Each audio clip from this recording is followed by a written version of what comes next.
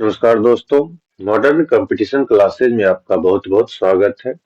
BPSC TRE 3 exam को देखते हुए पूर्णतः एनसीईआरटी बेस पर हम लोग वीडियो प्रोवाइड कर रहे हैं, जिसमें बायोलॉजी का जीवों का वर्गीकरण हम लोग समाप्त कर चुके हैं। आज देखते हैं मानव शरीर के तंत्र। चैप्टर बहुत बड़ा है, हो सकता है एक वीडियो में खत्म ना हो, तो अगला वीडियो फिर इसका पार्ट 2 भी डाला जाएगा। फिलहाल आगे बढ़ते हुए देखते हैं मानव शरीर के तंत्र को।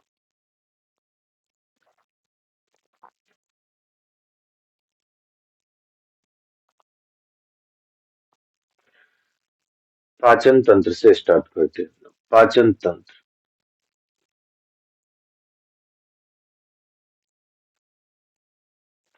मनुष्य के पाचन तंत्र में सम्मिलित अंगों को दो मुख्य भागों में बांटा गया है, एक आहार नाल और दूसरा सहायक पाचन ग्रंथियां।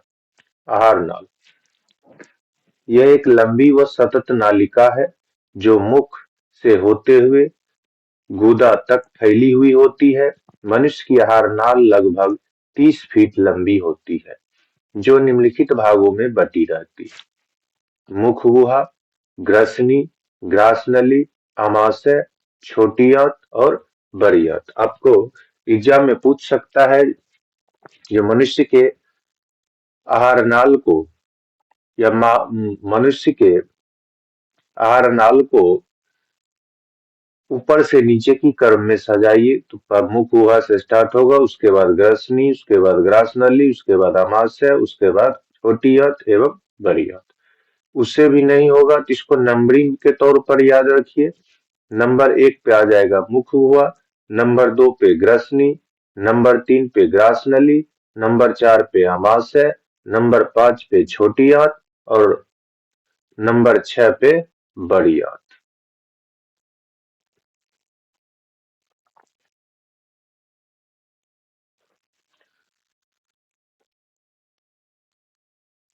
आगे चलते हैं। मुख गुहा आहार नाल का पहला भाग है, उसके बारे में हम लोग देखते हैं।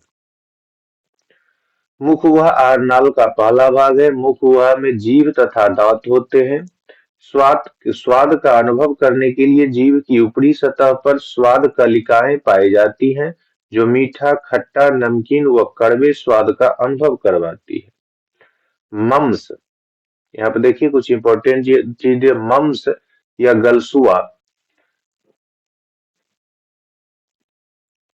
यह पैरामिक्सो वायरस द्वारा फैलाई जाने वाली बीमारी है, जिसमें पैरोटिड ग्रंथि जिसमें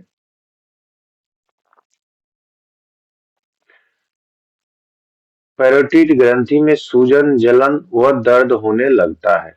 आगे बढ़ते हैं। मुख गुहा में पाचन। मुख गुहा में पाचन प्रारंभ मुख गुहा से ही हो जाता है, जहां भोजन को लार सलाइवा की सहायता से मथा जाता है। मनुष्य में 3 जोड़ी लार ग्रंथियां पाई जाती हैं। सभी लार ग्रंथियों सभी लार ग्रंथियां लार स्रावित करते हैं, जिनमें 99% जल तथा 1% एंजाइम होता है। लार में मुख्यतः दो प्रकार के एंजाइम पाए जाते हैं, पहला टाइलिन और दूसरा का लाइसोजाइम। मेढक और व्हेल मछली में लार ग्रंथियां नहीं पाई जाती। बहुत इंपॉर्टेंट है, मेढक और मछली में लार ग्रंथियां नहीं पाई जाती। लार में टाइलिन नामक एंजाइम उपस्थित होता है, जो भोजन के स्टार्च को डाइसेकेराइड माल्टोस में तोड़ता है। कौन? तो लार में टाइलिन नामक एंजाइम टाइलिन तोड़ता है स्टार्च को डाइसेकेराइड में। देखिए यहाँ पर समीकरण के तौर पर दिया है, स्टार्च को तोड़ता है टाइलिन, स्टार्च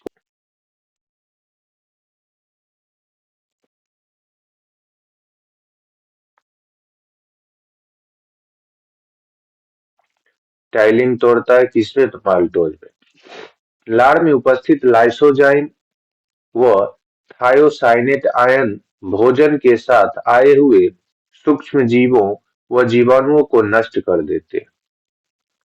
भोजन में लगभग 30% मंड का पाचन मुख गुहा में हो जाता है। 30% जो स्टार्च होता है उसका पाचन कहाँ हो जाता है? मुख गुहा में हो जाता है। आगे देखिए दांत के बारे में दिया हुआ है। तो दांत मनुष्य विषम दंती, अंग्रेजी में हेट्रोडोंट होता है। मनुष्य विषम दंती या हेट्रोडोंट होता है, अर्थात मनुष्य में 4 प्रकार के दांत पाए जाते हैं।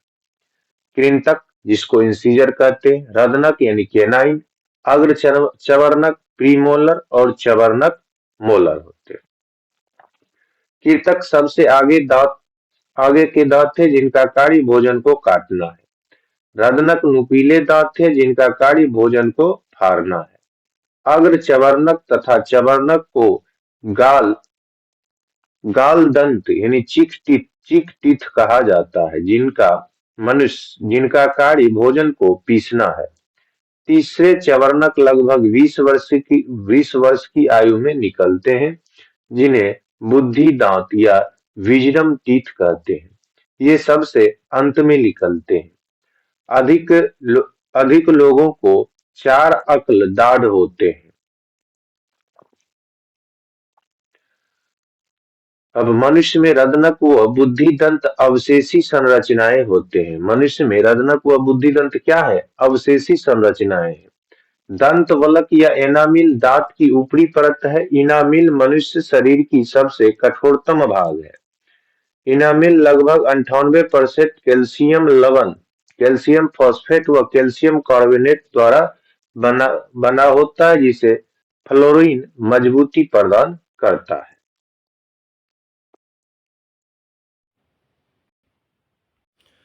आगे देखते हैं।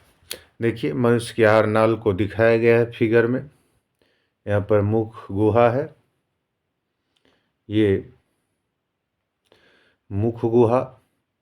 उसके बाद यहाँ पर जीव है, ये जो देख रहे ये ग्रास नली है। ऊपर यहाँ पर जो ग्रंथि देख रहे हैं पैराटिड ग्रंथि, इसी में सूजन होता है तो मम्स बीमारी माना जाता है। उसके बाद ये है सबलिंगुअल ग्रंथि है, सब मैंडिबुलर ग्रंथि है यहाँ पर। उसके बाद ये देख रहे हैं ग्रसनी है। ग्रसनी के बाद यहाँ यकृत यानी लीवर है। उसके बाद लीवर से नीचे पित्ताशय यानी गॉल ब्लैडर है। इधर देखिए अमावास्या, ये बड़ा सा ये अमावास्या है। नीचे अग्नाशय यहाँ पर है, ये प्लीहा है।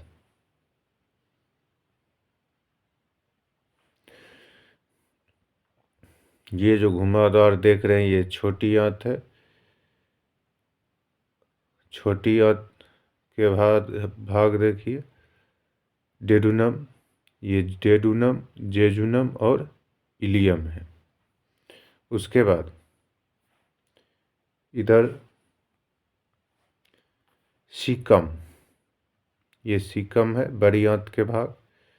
ये कॉलन है और मलास है रेक्टम। छोटी आंत के भाग है डेडुनम, जेजुनम और इलियम। बड़ी आंत के भाग है, बड़ी आंत के भाग को भी देख लेते हैं। बड़ी आंत के भाग हैं सीकम, ये हुआ बृहदांत हो गया, मलाशय हो गया।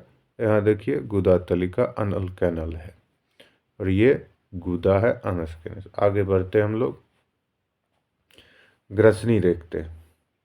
ग्रसनी या फेरिंग्स अंग्रेजी में जिसे कहते हैं। मुख गुहा का पिछला भाग क्या कहलाता है? ग्रसनी। उसके बाद है ग्रास नली। मुख गुहा से लार युक्त भोजन ग्रास नली में पहुंचता है। यह एक लंबी नली है जो अमावस्या में खुलता है। आपसे पूछ सकता है जो ग्रास नली कहाँ खुलता है, तो अमावस्या में। इसके क्रमकुचन क्रिया के कारण भोजन नीचे की ओर खिसकता है। यहाँ कोई पाचन क्रिया नहीं होता है। आगे देखते हैं अमाशय देखते हैं। अमाशय यानी एस्टोमक, यह वक्ष गुहा में बाईं तरफ फैली हुई रचना है जो 3 भागों में बटी होती है। अग्रभाग जिसे कार्डियक कहते हैं, मध्य भाग को फंडिक या फुंडिक कहते हैं, पश्च भाग को फाइलेरिक कहते हैं। अमाशय की दीवार पर जठर ग्रंथियां पाई जाती है। अमाशय में पाचन। आगे देखते हैं अमाशय में पाचन। अमाशय प्रोटीन पाचन का मुख्य स्थान होता है। अमाशय की भीतरी दीवार पर उपस्थित जठर ग्रंथियां जठर रस स्रावित करती है, जो अत्यधिक अम्लीय होती है, जिसका पीएच मान कितना होता है 1.8। आपसे पूछ सकता है जो जठर रस का पीएच मान कितना होता है, तो 1.8 होता है। जठर रस के अंतर्गत पाचक एंजाइम्स यथा पेप्सिन व रेनिन तथा हाइड्रोक्लोरिक अम्ल एवं म्यूकस आते हैं। जठर रस के अंतर्गत कौन कौन आते हैं? पेप्सिन, पाचक एंजाइम्स आते हैं जिसमें पेप्सिन, रेनिन तथा हाइड्रोक्लोरिक अम्ल एवं म्यूकस आते हैं। HCl की उपस्थिति यानी हाइड्रोक्लोरिक अम्ल की उपस्थिति में पेप्सिनोजन सक्रिय पेप्सिन में बदल जाता है एवं प्रोटीन को सरल अणुओं में पहले प्रोटीओज फिर पेप्टोन्स में परिवर्तित कर देता है। पेप्सिनोजन सक्रिय होकर यह काम कर देता है। उसके बाद पेप्सिन का स्रवण मुख्य कोशिकाओं द्वारा किया जाता है, जो उदर ग्रंथियों के नजदीक प्रचुर मात्रा में मौजूद होती है।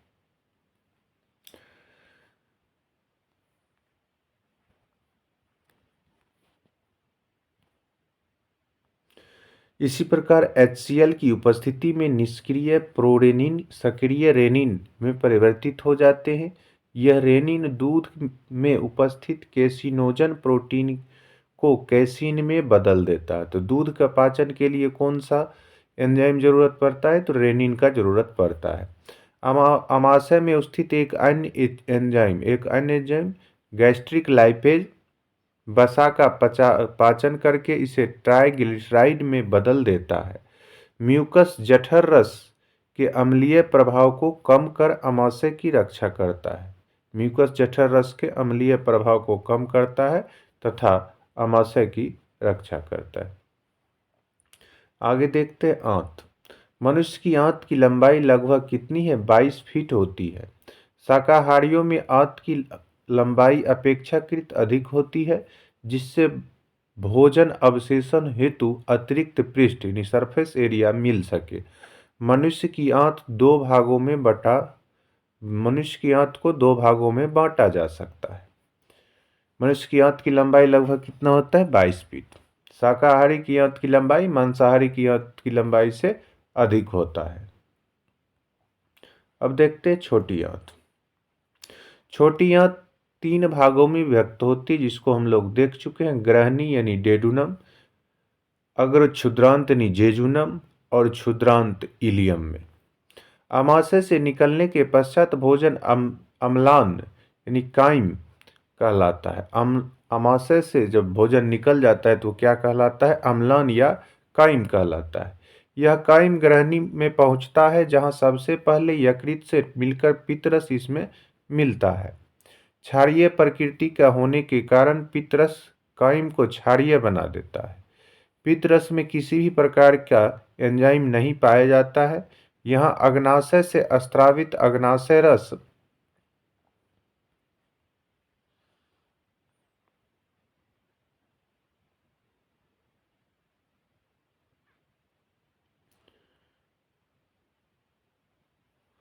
आकर काइम में मिलता है, इसके पश्चात यह इलियम में पहुंचता है, जहां आंत्र रस की क्रिया काइम पर होती है।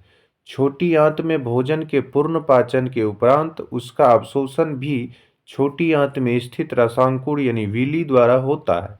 बिना पचा हुआ काइम बड़ी आंत में पहुंच जाता है, जहां जल का अवशोषण होता है एवं शेष काइम मल के रूप में मलाशय में एकत्र होकर गुदा द्वारा बाहर निकाल दी। छोटी आंत में पाचन। छोटी आंत में भोजन के आते ही इसमें 3 पाचक रस पित्तरस, अग्नाशय रस तथा आंत्र रस मिला दिए जाते हैं। पित्तरस के बारे में देखते हैं। पित्तरस यकृत द्वारा स्रावित होता है, जो पित्ताशय यानी गोल्ड ब्लैडर में संचित रहता है। पित्तरस गाढ़ा हरे पीले रंग का हल्का क्षारीय द्रव होता है, मनुष्य में प्रतिदिन लगभग 600 मिलीलीटर पित्तरस स्रावित होता है। पित्तरस में कोई भी पाचक एंजाइम नहीं पाया जाता है। पित्तरस में पित्तवर्णक जैसे बिलिरुबिन, बिलिवर्डिन आदि भी पाए जाते हैं। पित्तरस में उपस्थित दो लवण सोडियम ग्लाइकोलेट तथा सोडियम टॉरकोलेट भोजन में उपस्थित वसा को जल के साथ मिलाकर छोटी छोटी बूंदों में तोड़ देते हैं, जिससे वसा का इमल्सीकरण कहते हैं। तो आपसे पूछ सकता है वसा का इमल्सीकरण किसके द्वारा होता है, तो ये पित्तरस के द्वारा होता है। वसा में घुलनशील विटामिन ए, डी, ई और के अवशोषण में भी पित्तरस की महत्वपूर्ण भूमिका होती है। यहाँ ये भी पूछ सकता है जो वसा में कौन कौन सी विटामिन घुलनशील है, तो विटामिन ए, डी, ई और के। यदि किसी व्यक्ति की पित्ताशय निकाल दिया जाए तो उस व्यक्ति में वसा का पाचन सामान्यतः नहीं हो पाता है। पित्ताशय अगर निकाल दिया जाएगा तब वसा का पाचन नहीं होगा। आगे देखते अग्नाशय रस। अग्नाशय रस क्षारीय होता है जो अग्नाशयी कोशिका द्वारा स्रावित होता है। इसमें 98% जल तथा शेष 2% एंजाइम व लवण सोडियम बाइकार्बोनेट होते हैं। इसमें कार्बोहाइड्रेट, वसा, प्रोटीन आदि सभी के पाचन के लिए पाचक एंजाइम्स उपस्थित होते हैं। अतः इसे पूर्ण पाचक रस, कंप्लीट डाइजेस्टिव जूस कहा जाता है। तो पूर्ण पाचक रस किसे कहा जाता है, तो अग्नाशयी रस को कहा जाता है। इसमें amylase, trypsin, chymotrypsin, carboxy peptidase, lipase आदि एंजाइम पाए जाते हैं। अग्नाशयी रस में कौन से एंजाइम पाए जाते हैं, एमाइलेज, ट्रिप्सिन, काइमोट्रिप्सिन, कार्बोपेप्टिडेज और लाइपेज एंजाइम पाए जाते हैं। अब देखते हैं आंतरस, इंस्टेंटाइनल जूस। हल्के पीले रंग का हल्का क्षारीय द्रव होता है जो आंत्र ग्रंथियों द्वारा स्रावित होता है। मनुष्य में लगभग 2 से 3 लीटर आंत्र रस प्रतिदिन स्रावित होता है। आंत्र रस में निम्नलिखित एंजाइम्स उपस्थित होते हैं। माल्टेज माल्टोज को ग्लूकोज में बदल देता है। सुक्रेज सुक्रोज यानी चीनी को ग्लूकोज तथा फ्रक्टोज में बदलता है। लैक्टेज लैक्टोज को ग्लूकोज तथा गैलेक्टोज में बदल देता है। इरेप्सिन डाई तथा ट्राइपेप्टाइड प्रोटीन के अवयव को अमीनो अम्ल में तोड़ देता है। इस प्रकार आंत में संपूर्ण भोजन का पाचन होता है। अब देखते हैं बड़ी आंत के बारे में। बड़ी आंत यानी लार्ज इंटेस्टाइन। बड़ी आंत छोटी आंत की तुलना में अधिक चौड़ी होती है किंतु लंबाई में छोटी होती है। मनुष्य में लगभग यह 5 फीट का होता है। बड़ी आंत 5 फीट का और छोटी आंत 22 फीट का। अब एक बात और याद रखना है, जो शाकाहारी के आंत मांसाहारी की अपेक्षा अधिक बड़ा होता है तथा बड़ी आंत 5 फीट लंबी और 2.5 इंच चौड़ी होती है। बड़ी आंत 3 भागों में विभक्त होते हैं। देखते आगे वो कौन कौन से भाग हैं। तो बड़ी आंत के भाग हैं सीकम, कोलन और रेक्टम। सीकम, कोलन और रेक्टम किसके भाग हैं, तो बड़ी आंत के भाग हैं। मनुष्य में सीकम से एक बड़ी मुड़ी हुई कुंडलित लगभग 2 इंच लंबी रचना वर्मीफॉर्म अपेंडिक्स निकलती है। वर्मीफॉर्म अपेंडिक्स एक अवशेषी अंग है। तो पूछ सकता है अपेंडिक्स कैसा अंग है, अवशेषी अंग है। बड़ी आंत कोई एंजाइम स्राव नहीं करती है। इसका कार्य केवल बिना पचे हुए भोजन को कुछ समय के लिए संचित करना होता है। यहाँ जल और कुछ खनिजों का अवशोषण होता है। कहाँ पे, बड़ी आंत में। पाचक ग्रंथियों के बारे में अब देखते हैं। पहला देखते हैं लीवर के बारे में। यह मानव शरीर की सबसे बड़ी ग्रंथि है। यकृत कोशिकाओं से पित्त का स्राव होता है जो यकृत नलिका से होते हुए एक पतली पेशी थैली पित्ताशय में सांद्रित एवं जमा होता है।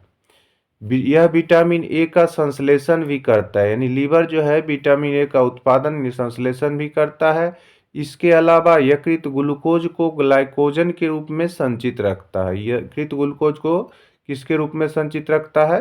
ग्लाइकोजन के रूप में संचित रखता है। पित्त का लगातार स्रवण करना यकृत का प्रमुख कार्य होता है। पित्त को लगातार मतलब पित्त उससे निकलते रहता है, किसका काम है? यकृत का।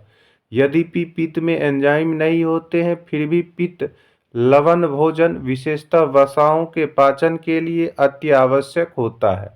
पित्त भोजन को सड़ने से रोकता है। लंबे समय तक शराब का सेवन, हेपेटाइटिस बी एवं सी संक्रमण, विषाक्त धातुओं आदि कारण यकृत सिरोसिस नामक रोग हो जाता है। यकृत के अन्य कार्य को देखते हैं। बाइल जूस एवं यूरिया का संश्लेषण किसका काम है? पित्तरस का। कार्बनिक पदार्थों का संग्रह पित्त किसका काम है? तो यकृत का है। एंजाइम का स्रवण भी है, हिपेरिन का भी स्रवण भी है। लाल रक्त कणिकाओं के निर्माण के लिए आयरन भी स्टोर करता है। कौन? यकृत करता है। आगे देखते अग्नाशय। अग्नाशय यू आकार के ग्रहणी के बीच स्थित एक लंबी ग्रंथि है जो बहिस्रावी और अंतःस्रावी दोनों ही ग्रंथियों की तरह कार्य करता है। पूछ सकता है अंतःस्रावी और बहिस्रावी ग्रंथियों के रूप में कौन सी ग्रंथि कार्य करता है? तो वो करता है अग्नाशय कार्य करता है। बहिस्रावी भाग से क्षारीय अग्नाशयी रस निकलता है जिसमें एंजाइम होते हैं। अंतःस्रावी भाग से इंसुलिन और ग्लूकागोन नामक हार्मोन निकलता है।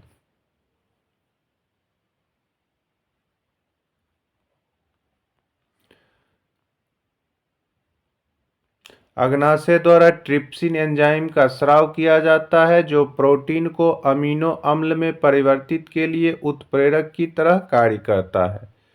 अब आगे टॉपिक देखते हैं श्वसन तंत्र। श्वसन तंत्र देखते हैं। मनुष्य का श्वसन तंत्र निम्नलिखित अंगों से मिलकर बना होता है। तो देखिए पहले नाक, उसके बाद नाक, ग्रसनी, स्वर यंत्र, श्वास नली और फेफड़े। 5 भागों से मिलकर या 5 अंगों से मिलकर मनुष्य का श्वसन तंत्र बना होता है। इसके अतिरिक्त ब्रोंकी एवं ब्रोंकियोल्स, डायफ्राम व इंटरकोस्ट पेशियां भी श्वसन में सहायता करती है। देखिए श्वसन तंत्र को फिगर द्वारा समझाया गया है। देखते मस्तिष्क में श्वसन केंद्र होता है यहाँ पर।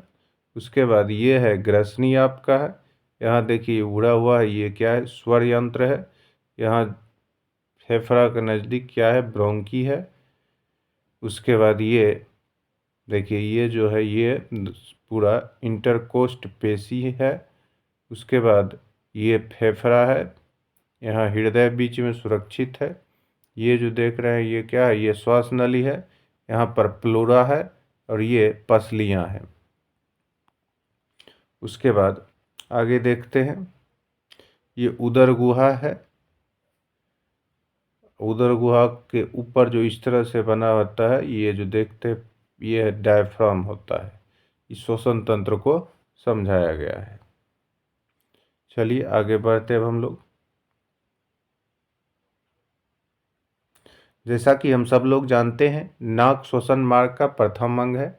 ग्रसनी पाचन व श्वसन तंत्र के ग्रसनी पाचन व श्वसन तंत्र दोनों के अंतर्गत आती है। वायु ग्रसनी से होते हुए श्वासनली में पहुंचती है। श्वासनली वक्ष गुहा में विभाजित होकर 2 श्वसनियों में बंट जाता है। प्रत्येक श्वसनी फेफड़ों में पहुंचकर श्वसनिकाओं में बंट जाता है। इस लाइन को फिर से देखिए। श्वासनली वक्ष गुहा में विभाजित होकर 2 श्वसनियों में यानी ब्रांचेज में बंट जाती है। प्रत्येक श्वसनी फेफड़ा में पहुंचकर श्वसनिकाओं में यानी ब्रंकोलिस में बंट जाती है। इनका अंतिम छोर वायुकोश में खुलता है। प्रत्येक वायुकोश फेफड़ों की संरचनात्मक एवं कार्य की इकाई होती है। फेफड़े यानी लंग्स। लंग्स के बारे में देखते हैं। वक्ष गुहा में दोनों तरफ एक एक स्पंजी गुलाबी और लगभग शंक्वाकार फेफड़ा पाया जाता है। बाएं फेफड़े अवतली खांच को हृदयी खांच कहते हैं। क्रेडिक नोच कहते हैं, जिसमें हृदय स्थित रहता है बाएं तरफ। फेफड़ा तक अशुद्ध रक्त डीऑक्सीजेनेटेड ब्लड फुफ्फुस धमनी पल्मोनरी आर्टरी द्वारा पहुंचाया जाता है। यह मानव शरीर की एकमात्र धमनी है जिसमें अशुद्ध रक्त बहता है। किसमें? पल्मोनरी आर्टरी में। फेफड़ों द्वारा शुद्ध किया हुआ रक्त ऑक्सीजेनेटेड ब्लड फुफ्फुस शिरा द्वारा यानी पल्मोनरी वेन द्वारा हृदय के बाएं आलिंद में पहुंचाया जाता है। यह मानव शरीर का एकमात्र शिरा है जिसमें शुद्ध रक्त बहता है। डायफ्राम की उपस्थिति स्तनधारियों की मूलभूत लक्षण होती है। अब देखते हैं श्वसन। श्वसन एक महत्वपूर्ण क्रिया है जिसमें ऊर्जा का उत्पादन होता है। इस प्रक्रिया में सामान्य स्थितियों में ग्लूकोज का ऑक्सीजन की उपस्थिति में ऑक्सीकरण होता है तथा ऊर्जा विमुक्त होती है। इस कारण ग्लूकोज को कोशिकीय ईंधन कहा जाता है। पूछ सकता है कोशिकीय ईंधन किसे कहा जाता है, तो ये ग्लूकोज को कहा जाता है। श्वसन की प्रक्रिया जीव जंतु तथा पेड़ पौधे सभी में समान रूप से होती है। श्वसन की क्रिया जीव जंतु और पेड़ पौधे में एक समान रूप से होती है। श्वसन क्रिया निम्न समीकरण द्वारा व्यक्त किया जाता है। ग्लूकोज प्लस ऑक्सीजन बनाता है कार्बन डाइऑक्साइड, जल और ऊर्जा। देखिए इसका समीकरण दिया हुआ है। C6H बार है O6 प्लस 6O2 बराबर बना देता है 6CO2 6H2O plus 673 KCl energy, मतलब किलो कैलोरी ऊर्जा। वातावरण से ली गई वायु में 21% ऑक्सीजन तथा 0.03% कार्बन डाइऑक्साइड होता है, जबकि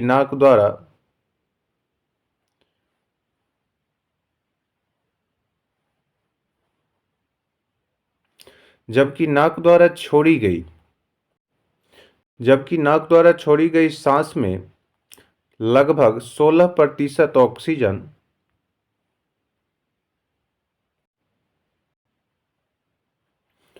तथा 3.6% कितना 3.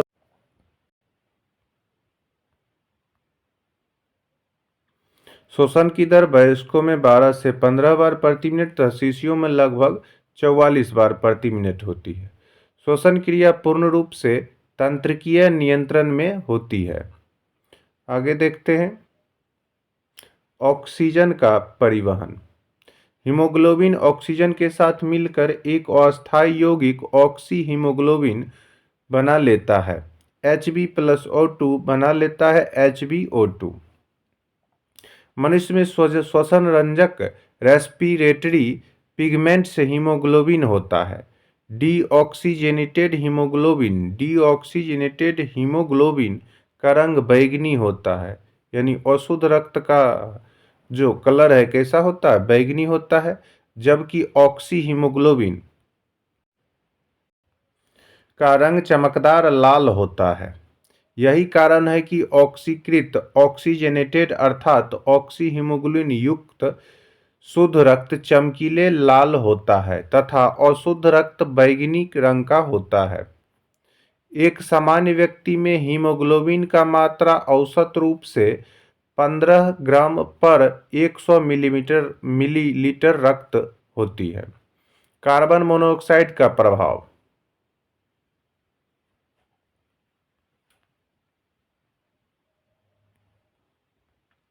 कार्बन मोनोऑक्साइड CO एक अत्यंत जहरीली पॉइजनस गैस है। CO की प्रति हीमोग्लोबिन का आकर्षण ऑक्सीजन O2 से लगभग 250 गुना अधिक होता है। CO की उपस्थिति में हीमोग्लोबिन यानी कार्बन मोनोऑक्साइड की उपस्थिति में हीमोग्लोबिन इससे अभिक्रिया कर लेता है, जिससे इसकी O2 को ले जाने की क्षमता कम हो जाती है। फलस्वरूप रक्त में O2 की कमी के कारण मस्तिष्क अवचेतन अवस्था में चला जाता है तथा लंबे समय की अवचेतन अवस्था मृत्यु का कारण बन जाती है। अब है ऊंचाई एवं श्वसन। जैसे जैसे हम ऊंचाई पर जाते हैं, हवा का घनत्व तथा ऑक्सीजन की मात्रा घटती जाती है। इसी कारण रक्त में ऑक्सीजन की कमी हो जाती है, जिसे हाइपोक्सिया कहा जाता है। रक्त में ऑक्सीजन की कमी को क्या कहा जाता है? हाइपोक्सिया कहा जाता है। ऊंचाई पर रक्त में ऑक्सीजन की मात्रा को आवश्यक स्तर पर लाने से शरीर में आरबीसीएस का उत्पादन बढ़ जाता है और रक्त में आरबीसीएस की संख्या बढ़ जाती है। साथ ही श्वसन दर भी तीव्र हो जाती है। रक्त में ऑक्सीजन की सांद्रता में कमी आने से श्वास की गति बढ़ जाती है। अगर रक्त में ऑक्सीजन की मात्रा यानी O2 की मात्रा अगर रक्त में घट जाए तो श्वास लेने की गति बढ़ जाती है। आगे देखते हैं परिसंचरण तंत्र। तो दोस्तों अगले क्लास में हम लोग देखेंगे परिसंचरण तंत्र। आज के लिए बस इतना ही। आशा करता हूं कि यह वीडियो आपके लिए बहुत ही हेल्पफुल होगा। धन्यवाद।